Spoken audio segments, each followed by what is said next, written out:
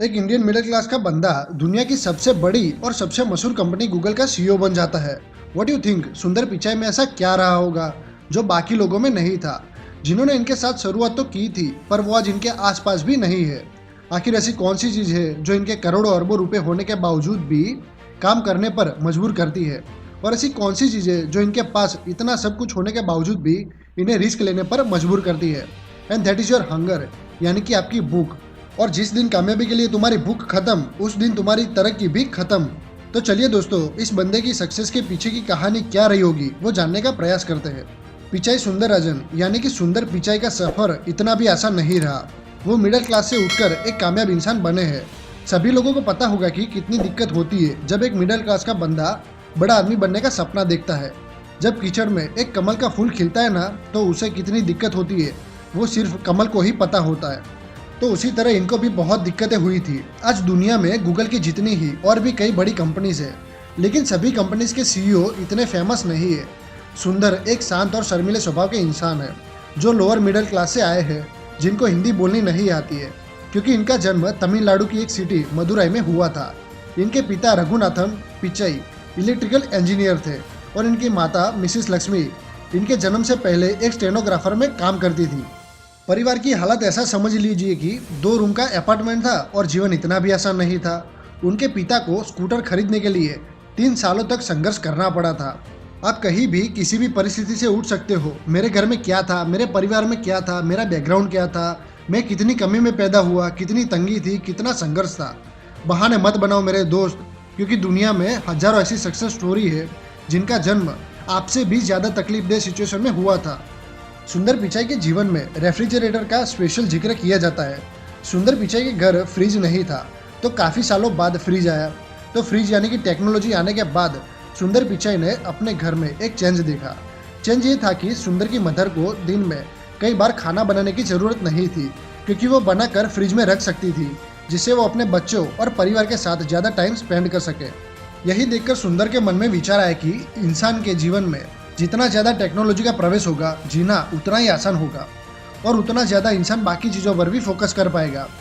इससे उनका interest take में पैदा हुआ। पढ़ाई की बात करें तो आईआईटी खड़गपुर, एमएस स्टैनफोर्ड और एमबीए वॉर्टन से ख़त्म किया।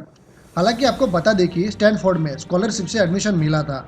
आप ये जानकर आश्चर्यचकित हो जाएंगे कि जब सुंदर पिचाई पढ़ाई के लिए यूएसए गए थे, ध्यान से सुनना मेरी बात, तब उनकी फ्लाइट का खर्च उनके पिता की एक साल की सैलरी के बराबर था और इनके हालात इतने भी ठीक नहीं थे जिससे कायदे से इनको बैठकर रोना चाहिए कि मेरे घर में सुविधाएं नहीं है, मेरे घर में ये नहीं है, वो नहीं है। लेकिन फिर भी जैसे तैसे करके वो यूएसए पहुंच गए और जस्ट पढ़ाई ख़त्म करने के बाद 2002 में उन्होंने मैकेंजी में जॉब ज्वाइन कर ली। फिर कुछ ही दिन बाद अपनी आईआईटी बैचमेट और उनकी गर्लफ्रेंड अंजलि से शादी कर ली। और सन 2006 वो साल था जब इन्होंने finally president of product management की पोस्ट पे गूगल में जॉब ज्वाइन कर ली। और उसी साल गूगल ने अपना फ्री ईमेल सर्विस जीमेल को लॉन्च कर दिया। अब मैं आपको बताऊंगा कि आखिर गूगल में इनकी रियल सक्सेस जर्नी कैसे शुरू हुई, कैसे गूगल की फाउंडर्स की नज़रों में और बाकी एम्प्लॉयज़ के बीच में लाइमलाइट में आ गए थे। गूगल ज्वाइन करने के बाद शुरुआती प्रोजेक्ट गूगल टूल बार का था।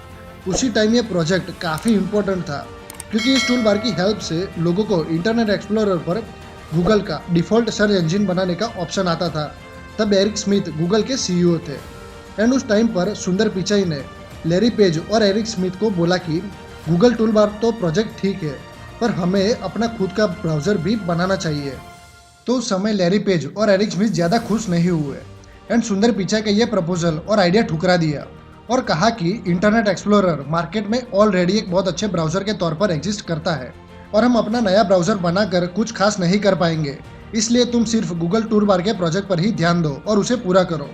तब सुंदर ने कहा कि माइक्रोसॉफ्ट अपना खुद का एक सर्च इंजन बना लेगा और शायद हमें उससे पहले अपना ब्राउज़र बना लेना चाहिए।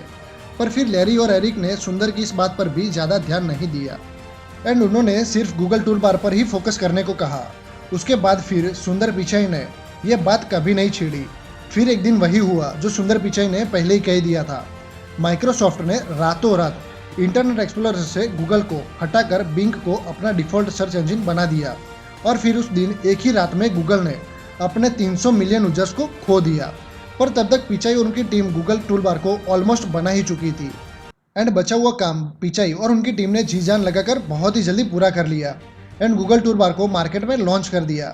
इससे लोगों के पास एक ऑप्शन आ जाता था कि जिससे वो लोग गूगल को फिर से अपना डिफ़ॉल्ट सर्च इंजन बना सकते थे। इस टूल बार से गूगल को काफ़ी मदद मिली और खोए हुए 80% कस्टमर वापस मिल गए। पर तब तक लैरी और एरिक को पिचाई की वैल्यू समझ आ गई थी। अब लोग इन्हें विजनरी प्रोडक्ट मैनेजर से भी जानने लग गए थे।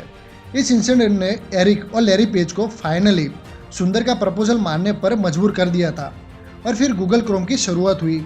और 2008 में सुंदर पिचाई की मैनेजमेंट के अंदर उनकी टीम ने गूगल क्रोम को लॉन्च कर दिया और ये अपने आप में एक ग्रैंड सक्सेस रहा, क्योंकि कुछ ही टाइम के अंदर ही ये वर्ल्ड का मोस्ट यूज्ड वेब ब्राउज़र बन गया था।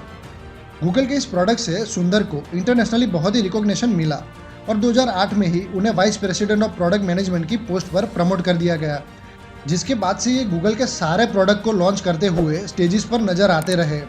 फिर 2015 में उन्हें गूगल के सीईओ की पोस्ट पर प्रमोट कर दिया। उसके बाद उन्हें ट्विटर और माइक्रोसॉफ्ट जैसी बड़ी कंपनीज के सीईओ बनने का ऑफर आने लगे, लेकिन फिर भी उन्होंने गूगल के साथ अपनी लॉयल्टी नहीं छोड़ी। सुंदर पिचाई की मेहनत को देखकर उन्हें गूगल की पेरेंट कंपनी अल्फाबेट का भी सीईओ बना दिया गया। आज सुंदर 2 बड़ी कंपनीज के सीईओ है।